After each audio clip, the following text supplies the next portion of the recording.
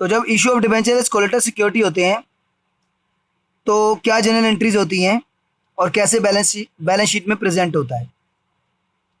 तो इसमें दो अल्टरनेटिव हैं। एक अल्टरनेटिव, जब जो हमने डिबेंचर इशू करे हैं उसको हम बैलेंस शीट में शो करना चाहते हैं, और एक अल्टरनेटिव, जब हमने जो डिबेंचर इशू करे हैं वो एज ए कोलेट्रल हैं सिर्फ, वो रियल डिबेंचर्स तो है नहीं, तो हम उनको नहीं शो करना चाहते बैलेंस शीट में। तो क्वेश्चन में अगर कुछ भी मेंशन नहीं होगा तो आप जौन सा मर्जी केस लगा सकते हो। मैं दोनों करा देता हूँ क्वेश्चन नंबर 26 में।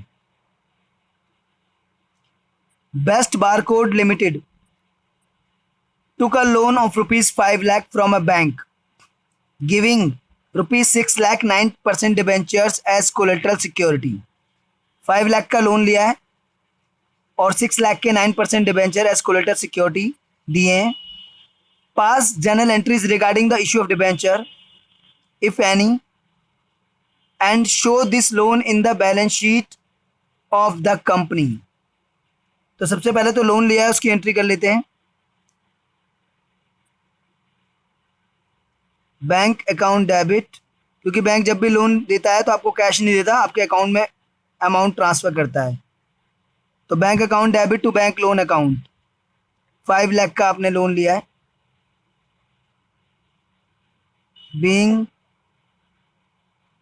Loan taken from bank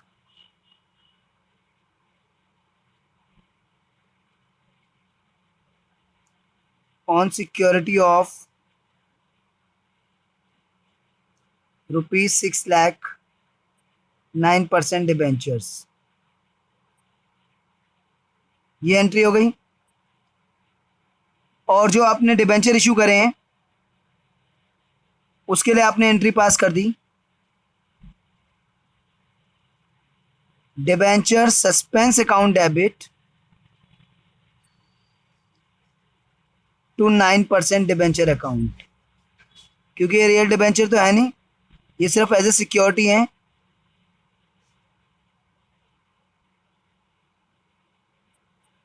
being debentures issued as collateral, as a collateral जो है डिबेंचर आपने इशू करें। बैलेंस शीट में कैसे प्रेजेंटेशन होगा वो देख लीजिए। Balance sheet, particulars,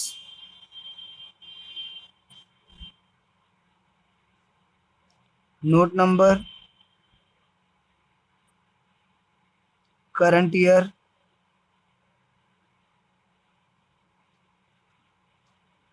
previous year.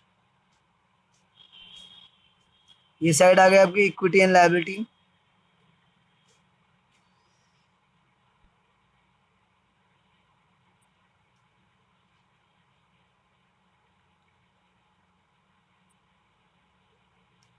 और जो आपने बैंक से लोन लिया है वो नॉन करंट लायबिलिटी में आएगा।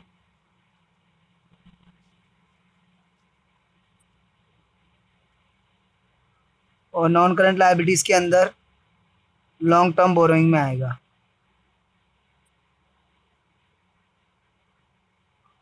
नोट नंबर 1, और अमाउंट है बैंक लोन का 5 lakh.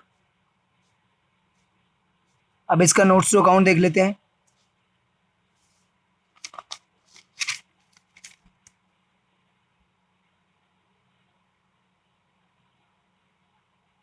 Notes to, note to accounts,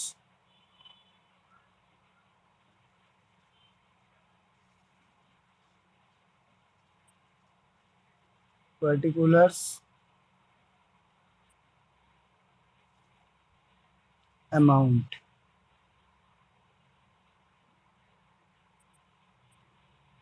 तो नोट टू अकाउंट्स में पर्टिकुलर्स, अमाउंट, इसमें आपका लॉन्ग टर्म बोरोइंग का बना रहे हैं आप।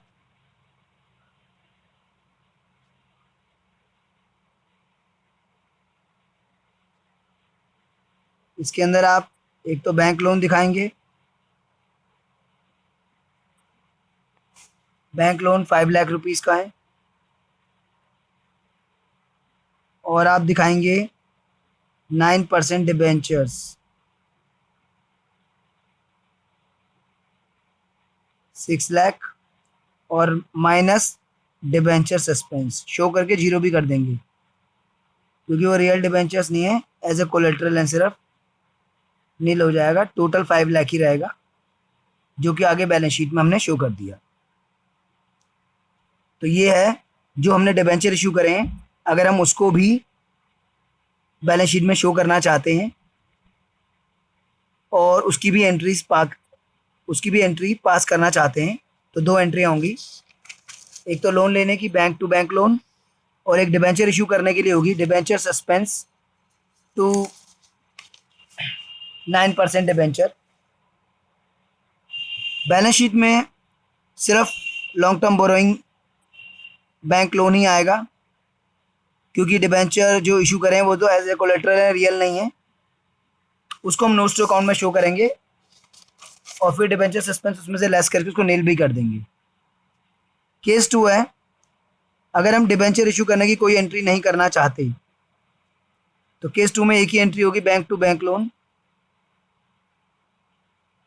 नरेशन वही हो जाएगी, being loan from bank taken on security of ₹6 lakh 9% debentures, वो नरेशन सेम हो जाएगी, एंट्री एक ही रहेगी। Balance sheet, main balance sheet वैसी बनेगी, नोट टू अकाउंट में डिफरेंस आ जाएगा। नोट टू अकाउंट्स में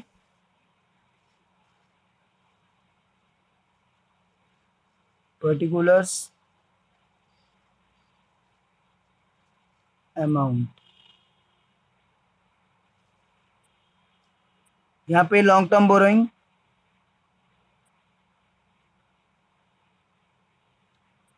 और लॉन्ग टर्म बोरोइंग्स के अंदर बैंक लोन 5 लाख, और ब्रैकेट में दिखा दीजिए on security of ₹6 lakh 9% debentures, सिर्फ ब्रैकेट में, कहीं पर भी 9% डिबेंचर को शो नहीं करना।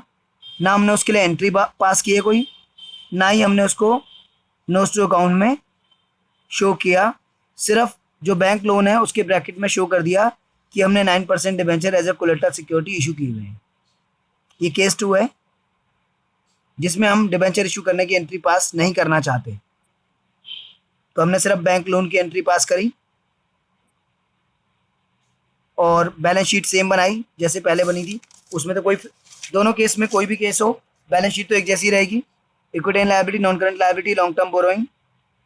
नोट्स टू अकाउंट में, नोट टू अकाउंट्स में अगर डिबेंचर की आपने इशू एंट्री पास करी है, डिबेंचर सस्पेंस टू 9% डिबेंचर, तो यहाँ पर लॉन्ग टर्म बोरोइंग के अंदर बैंक लोन के नीचे 9% डिबेंचर लेस डिबेंचर सस्पेंस।